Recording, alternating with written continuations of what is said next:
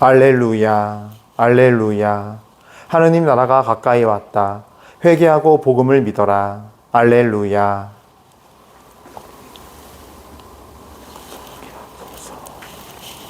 주님께서 여러분과 함께 또한 사제의 영과 함께 마테오가 전한 거룩한 복음입니다. 주님 영광 받으소서. 그때 예수님께서 사도들에게 말씀하셨다. 가서 하늘나라가 가까이 왔다 하고 선포하여라. 앓는 이들을 고쳐주고 죽은 이들을 일으켜 주어라.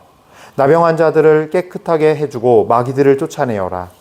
너희가 거저받았으니 거저주어라. 전대에 금도 은도 구리돈도 지니지 마라. 여행 보따리도 여벌옷도 신발도 지팡이로 지니지 마라. 일꾼이 자기 먹을 것을 받는 것은 당연하다. 어떤 고을이나 마을에 들어가거든 그곳에서 마땅한 사람을 찾아내어 떠날 때까지 거기에 머물러라. 집에 들어가면 그 집에 평화를 빈다고 인사하여라. 그 집이 평화를 누리기에 마땅하면 너희의 평화가 그 집에 내리고 마땅하지 않으면 그 평화가 너희에게 돌아올 것이다.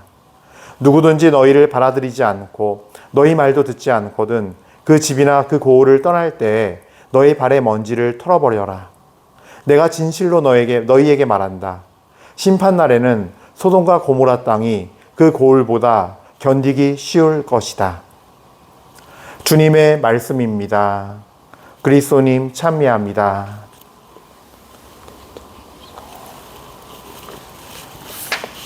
찬미 예수님, 은효 1830 교회 여러분, 오늘 복음 말씀은 이제 제자들 파견하시면서 우리 정말 이제 주님께서 주신 아주 귀한 말씀인데, 자, 그래요. 우리 한번 이렇게 인사를 나눴으면 좋겠습니다. 주님께서 주님께서 주신 것 아낌없이 줍시다. 그래서 정말 우리가 축복받은 인생 됩시다. 함께 이렇게 마음속으로 되새기면서 한번 같이 외쳐볼까요? 주님께서 주신 것 아낌없이 줍시다. 그래서 축복받는 인생 됩시다. 오늘 성 베네딕토 아바스 기념일인데요. 사실 이 베네딕토 아바스 성인도 굉장히 이제 그 귀족 집안의 사람이었고 재산도 많았는데 자기 재산을 다 내어주고 주님을 따라 나선 성인이세요. 그래서 지금의 모든 수도회들의 가장 기본이 되는 수도 규칙을 쓰셨고 많은 수도회가 이 베네딕토 성인의 그 수도의 정신을 따라서 그런 안에서 어떤 그 기초 틀을 세우신 분이에요, 사실은. 그러니까 아마 가장 먼저 수도 생활을 시작하신 그리고 그 공동체를 만들고 이렇게 우리 교회 안에서는 정말 청빈과 가난과 순명 이 세 가지의 기본 개념 정신을 정립하신 복음 삼덕이라고 부르는데 청빈, 순명, 그다음에 이 청빈, 순결, 정결, 순명 이 세 가지가 복음 삼덕이라고 그러는데 예수님께서 지니신 이 덕을 따라서 수도 생활에 대한 규칙을 아마 이루신 가장 기본이 되는 근간이 되는 규칙을 이루셔서 굉장히 베네딕토 성인은 위대하고 훌륭한 성인으로 알려져 있습니다. 그래요. 어쨌든 이 성인의 축일에 이런 어떤 너희가 거저받았으니 거저주어라 라는 이 복음 선포에 대한 어떤 가장 중요한 명령을 듣게 되는 거는 참 의미 있는 것 같아요. 사실 우리가 인생을 살면서 지녀야 할 중요한 덕목인 이 그리스도인들의 덕목이에요. 너희가 거저받았으니 거저주어라. 오늘 우리가 성 베네딕토 아바스 기념일을 지내지만 뭐 특별한 수도 생활을 했으니까 그분은 수도자니까 또 성직자니까 이게 우리는 너무 구분을 지어요. 이게 뭔가 그러니까 그 사람들만 해당하는 거고 그렇게 살면 돼. 우린 아니야. 그래서 수도자들은 서원하잖아. 청빈 성결 정결 서원 청빈 정결 순명 서약 하잖아. 그러니까 뭔가 이것이 마치 그들은 거기 살면 되고 뭐 신자인 우리들은 그냥 막 살아도 돼 라는 어떤 잘못된 개념이 교묘하게 같이 들어와 버려요. 그러니까 그렇게 하라고 수도자들의 삶을 보여주는 게 아니거든요.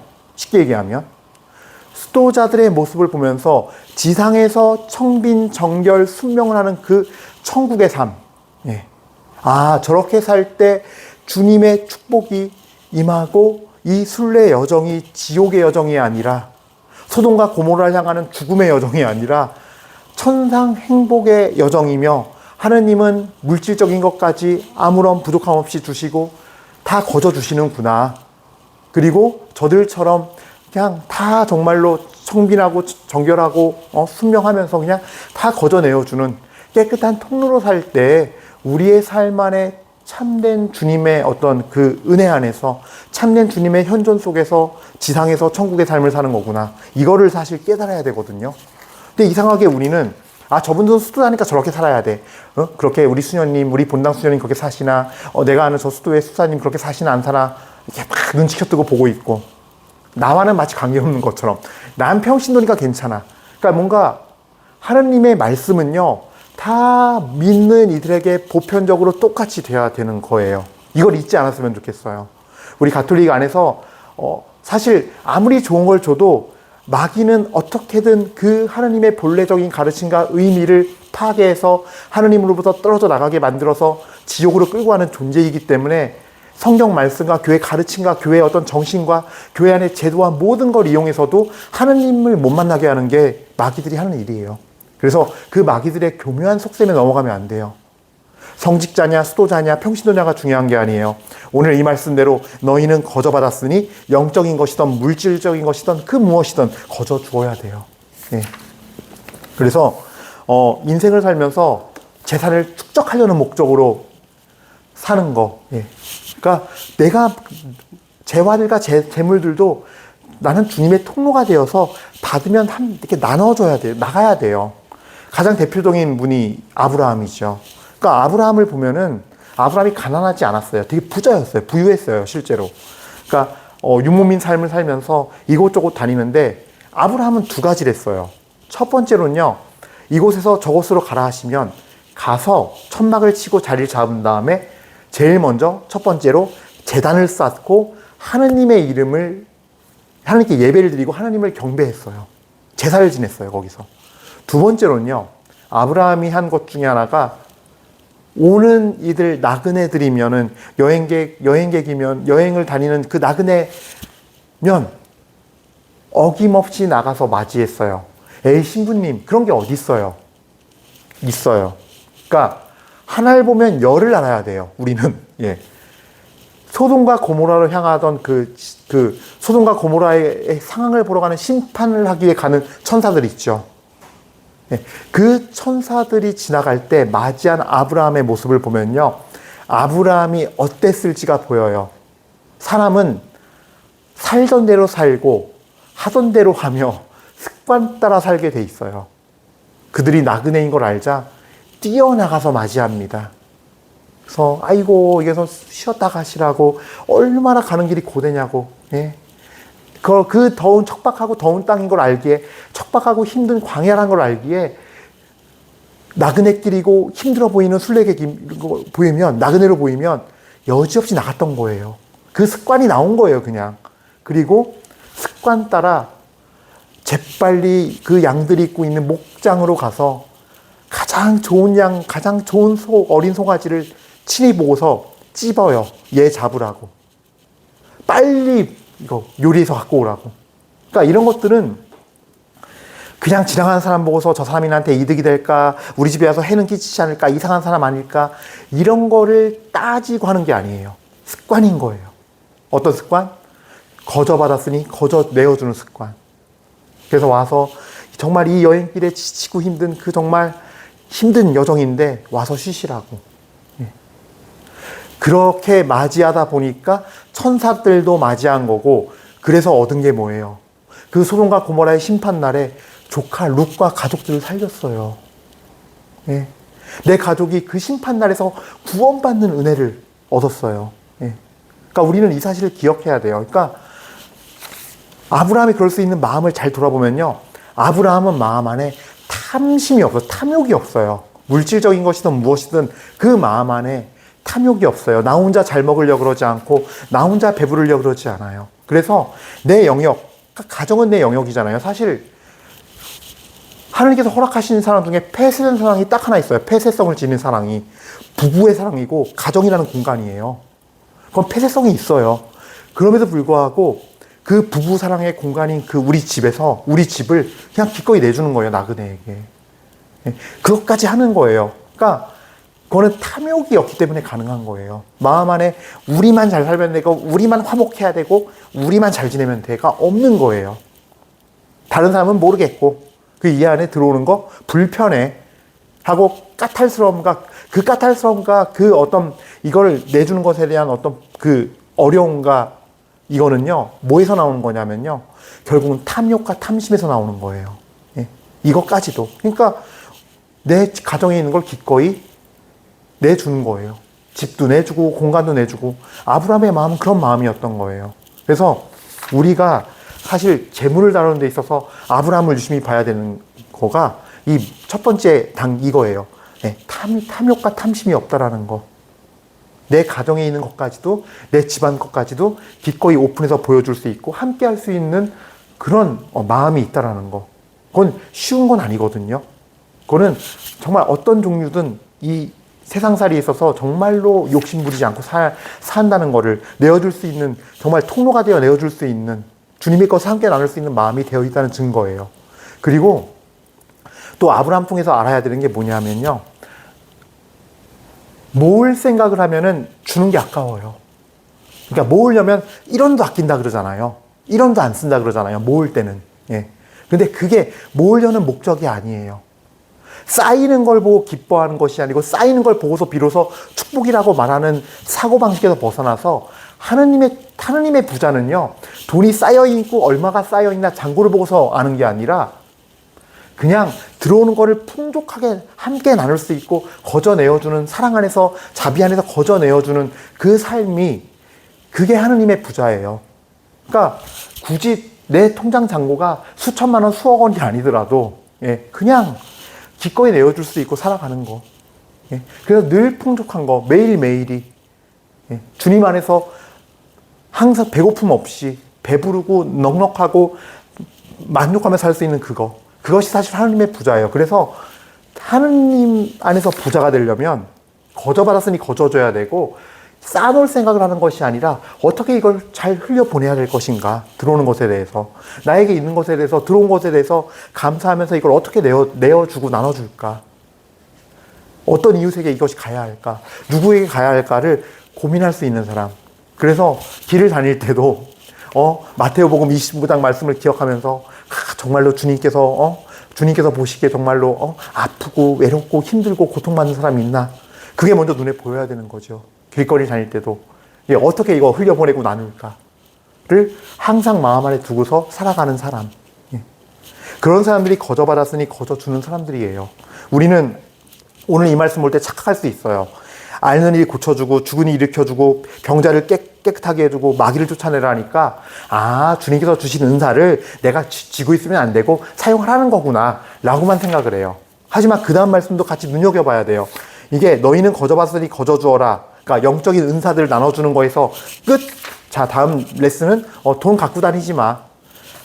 그러니까 지니지 말라는 게 수중에 갖고 있지 말라는 차원이 아니라 들어오는 내 일생을 살면서 들어오는 그 물질적인 것들을 쌓아두지 말라는 거예요. 그리고 그 다음에 또 여러분 재밌는 거 있어요. 평화를 빈다고 인사하라고, 어느 집에 가든지. 전 좀 더 확장할게요. 누구를 만나는지 사실은 가장 좋은 인사법 중에 하나가 주님의 은총과 평화가 넘치기를, 주님 축복받는 인생 되기를 하면서 인사하는 거예요.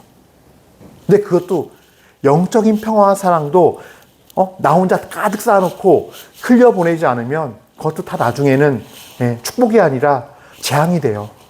내 안에서 병돼요. 병돼 그냥. 그러니까 물질적인 것도 쌓아두지 말고 지팡이도 지니고 다니지 말고 신발 옷도 여벌로 갖고 막 이렇게 쌓고 다니지 말고 인생길에서. 근데 그뿐만이 아니라 우리의 영적인 것들 사랑, 평화 이런 것도 함께 다 나누라는 거예요. 그러면은 받을 만한 사람들은 그걸 받고서 주님의 또 새로운 은총과 은혜를 입고서 그 영혼이 살아난다는 거예요. 그렇게 해서 다른 영혼들도 구할 수 있다라는 거예요. 다른 영혼들에게 주님의 불, 그 은혜의 불을, 사랑의 불을, 성령의 불을 지필 수 있다라는 거예요.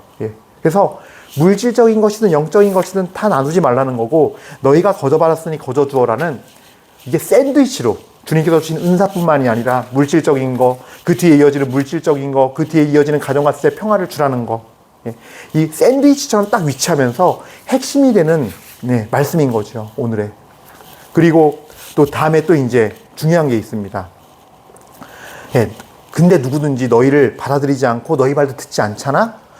그 집이나 고을을 떠날 때 너희 발에 먼지를 털어버려라. 이거는요, 어떤 의미냐면요, 먼지를 털어버리자는 얘기는요, 그렇게까지 깨끗하게 탁 털으란 얘기예요.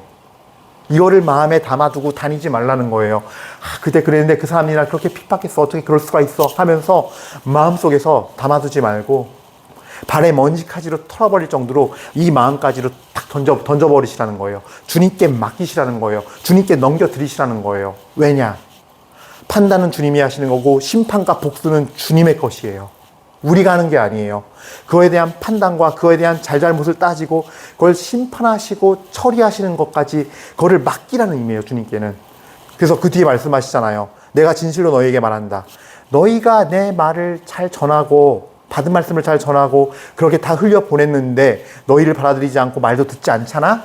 그러면 심판날에 소돔과 고모라 땅이 그 고을보다 견디기가 더 쉬울 거야. 예.